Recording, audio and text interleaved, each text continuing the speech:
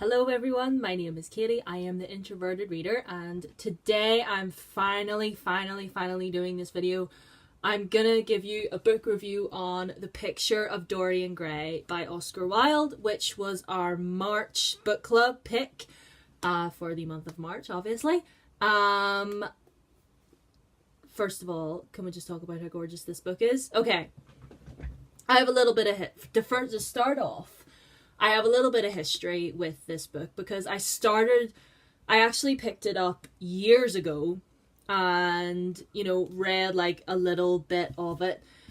And I don't know whether I was just too young or I was just sort of getting back into reading again. So I was just like, meh, I don't want to read this. This is too complicated. Blah, blah. So, put it down. And then I saw this edition in Waterstones and I thought to myself, why not just give Mr. Gray another try? So for those of you who don't know what The Picture of Dorian Gray is all about, it is all about this artist called Basil, and basically he is friends with Dorian Gray, for whom the book is named after. He is like friends with Dorian Gray and he's absolutely obsessed with him because Dorian Gray is supposed to be this absolutely gorgeous boy. Like, he's got big beautiful blue eyes and blonde hair, and Oscar Wilde describes his lips as being like sensuous and scarlet or something like that. It was something along those lines, but I remember him saying the word sensuous a lot when describing Dorian's lips. And basically Basil is obsessed with Dorian and paints portraits of him all the time, and the book starts off with Basil himself, Dorian, and this other character called Henry, and they're all at Basil's house, and basically Dorian is there to sit for another portrait. And basically after the portrait's done, they're talking, and then he looks at the picture and he starts to think that portrait is going to stay young forever and I'm going to grow old. And then he starts to panic, and he starts to become jealous of the picture, and he's just like, that picture's going to stay young forever. I'm going to get old and ugly. I'm not going to be beautiful forever. So basically, he sells his soul to stay young forever. That's pretty much the basis of this book. And I have to say, the second time around reading this, I don't know whether my reading tastes have changed. I mean, I'm pretty sure they have, because I'm definitely a lot more open to reading other things now than I was a good couple of years ago. But I'm sure that's another topic for another time. Basically, I actually really enjoyed this, and I actually ended up giving it 4 stars on Goodreads. This is actually the first classic that I've read in a while that I've given more than 2 or 3, and I'm actually really happy about that. If you remember, Dorian Gray was actually made into a movie way back in 2010, and I remember going to see that film, if you remember, with Ben Barnes and Colin Firth. There was a movie made about it. And I remember going to see that and thinking it was really good. And then I thought, I've seen the movie, I know what happens, I don't need to read the book again. But something in me was like, no, give the book another try. And one thing I want to say about this book as well is I genuinely feel that because Oscar Wilde was gay, right? And he was put in prison for being gay because obviously the era in which he grew up in, it was illegal or some other crap or whatever.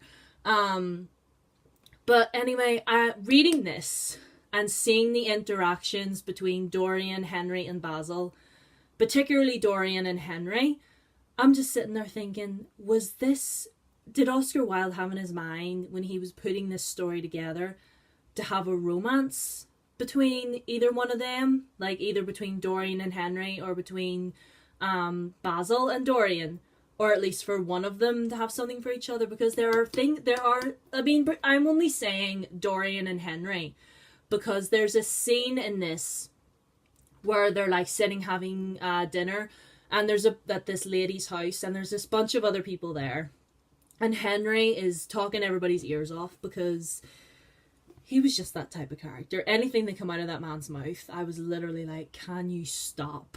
Like, seriously, you're such an ass. And Anyway, but during that particular scene, they're having this dinner at this lady's house, and there's all these other people, and Henry's talking everybody's ear off. And at one point, Oscar Wilde talks about how Henry looks down the table and just sees Dorian just staring at him, just like his gaze is completely fixed on him. And he talks about how, like, whenever we're reading from Dorian's point of view, I mean, we're from Dorian's POV for nearly all of it, but one particular section, he was talking about how beautiful Henry's voice sounded, and at one point he mentioned his eyes as well. I think he talks about how, like, big and luminous his eyes were and how beautiful his voice sounded, and no one talks like Henry. And I'm sitting here thinking, Mr. Wilde, did you have in your mind to have a little boy on boy action in here? Because I wouldn't have said no to that. Okay, so anyway, as the story goes, I'm not going to spoil too much, but what I will say, if I could give, I mean, I could say a lot of great things, because I love watching Dorian slowly slipping into, you know, the madness, and the scenes, and there are scenes where he, like, there are scenes, like, involving him just looking at the portrait and staring at it and mocking it and watching it grow old instead of him. And they were actually quite intense and creepy. Like, he got very creepy towards the end of it. And, I had something else that I was going to say. Oh, yes. If I could give one small, I suppose, critique, is this book is rather short. A lot happens within the however amount of pages that there are. There's just under 200, or just over 200, I think. Yeah, like 230 pages. And a lot does happen. You know, I mean, there's murder, there's corruption, there's this underwhelming sort of theme that vanity could literally kill you.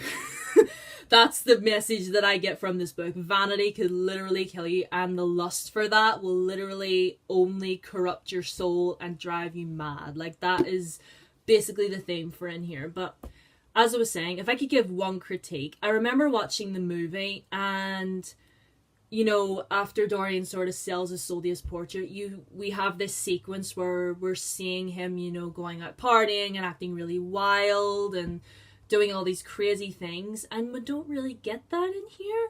I mean, he talks about how he like collects all these different things. He collects jewels and perfume and shows up to parties dressed all elaborately and, you know, with his jewels and smelling like jasmine and all the time. But we don't really, and there are parts where it's mentioned that he caused a lot of scandals.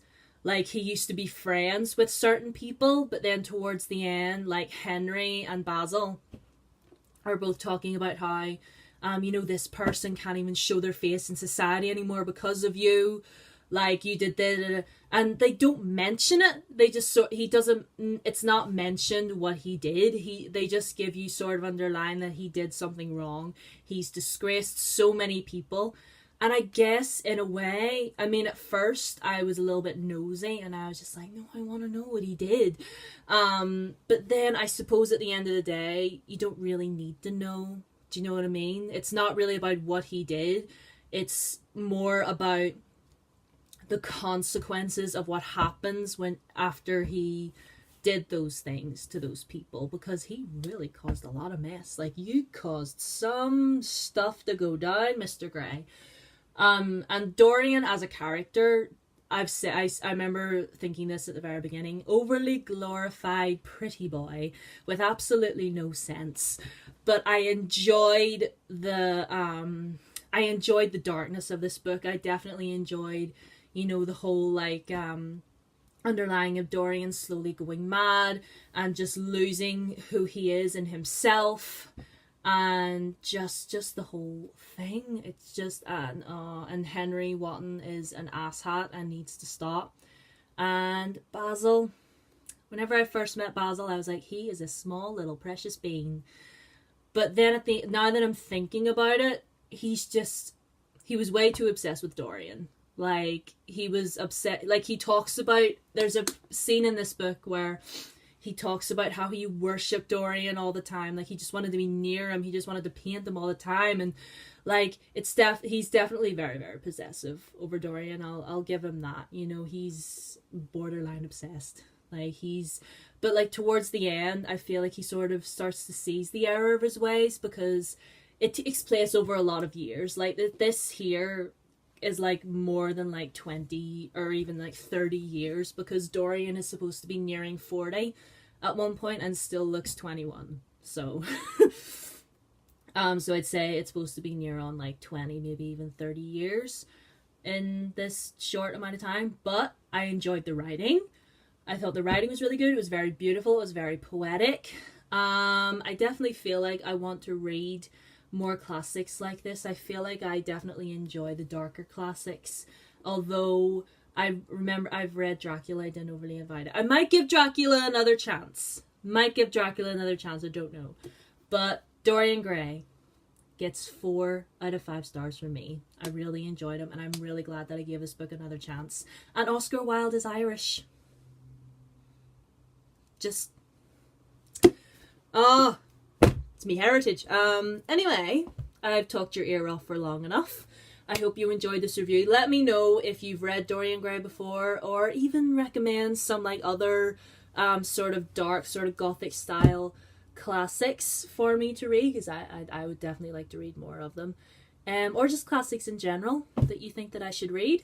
Thank you all so much for watching. It's been a pleasure, and I will see you guys in my next video.